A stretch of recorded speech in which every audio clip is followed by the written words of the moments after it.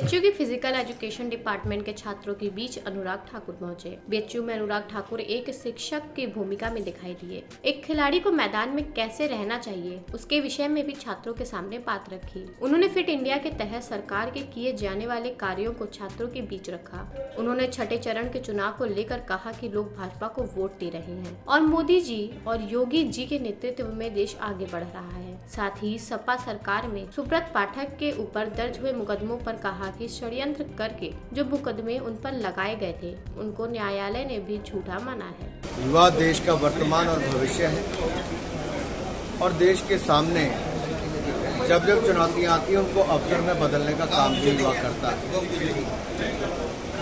और जिस विश्वविद्यालय में मैं आज हूँ, स्वर्गीय पंडित मदन मोहन मालवीय जी ने एक दूरदृष्टि रखते हुए इसकी स्थापना भी की और आज अगर शिक्षा का एक बड़ा केंद्र और मैं कहूँ शिक्षा की अगर राजधानी के रूप में इसको विकसित किया है और मोदी जी ने इसको और आगे बढ़ाने का काम किया है, हम सबका प्रयास ये होना चाहिए कि जितने विद्यार्थी यहाँ से निकलेंगे उनकी राष्ट्र निर्माण में एक बहुत बड़ी भूमिका हो।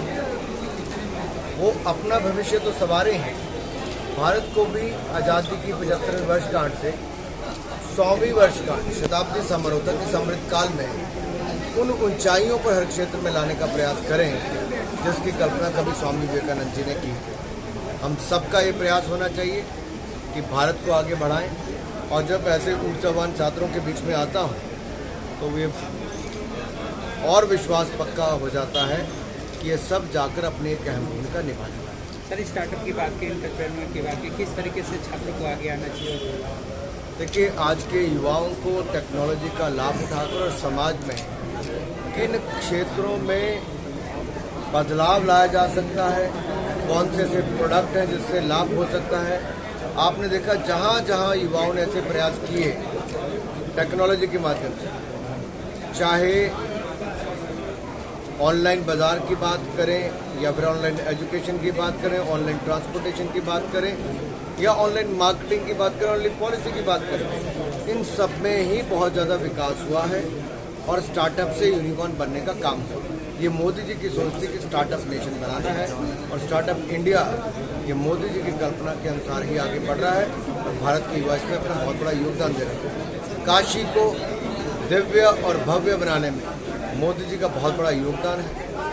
तंग गलियों को भी चौड़ा करने का काम, काशी विश्वनाथ धाम का बनाने का, एयरपोर्ट से लेकर अस्पताल कैंसर का बनाने का, पूर्वांचल एक्सप्रेसवे से लेकर हजारों किलोमीटर सड़क बनाने का काम जो हुआ है सॉरी, ये मोदी जी ने एक सांसद के रूप में, देश के प्रधानमंत्री के रूप में किया, जिसने काशी को सवारे मोदी जी सबके प्यारे।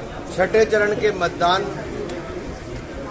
में एक बार फिर स्पष्ट हो गया कि जनता भारतीय जनता पार्टी को फिर एक बार सत्ता में लाना चाहती है। मोदी जी, योगी जी के नेतृत्व में उत्तर प्रदेश आगे बढ़ा है, आगे और बढ़े, इसके लिए भी लोग कमल का बटन दबा रहे हैं। और आज एक और जजमेंट जो बाहर आई है, जो अखिलेश यादव जी, डिम्पल यादव जी के द्वारा पूर्व की सपा सरकार के समय झूठे मुकदमे सुब्रत पाठक जी के खिलाफ दर्ज कराए गए थे, उसको न्यायालय ने भी झूठा माना है। अधिकारियों की वो मिली भगत के साथ हुए हैं और समाजवादी पार्टी किस तरह से अपने खिलाफ खड़े होने वाले राजनीतिक प्रतिद्वंदियों को खत्म करने का प्रयास करती थी, ये भी असली चाल चरित्र चेहरा समाजवादी पार्टी के सामने आया है। ये अपने आप में दिखाता है कि ये जो हार हुई डिम्पल जी की, समाजवादी पार्टी के नेताओं की, वहाँ हर जगह उन्होंने कुचलने का प्रयास किया है भारतीय जनता पार्टी के कार्यकर्ताओं का।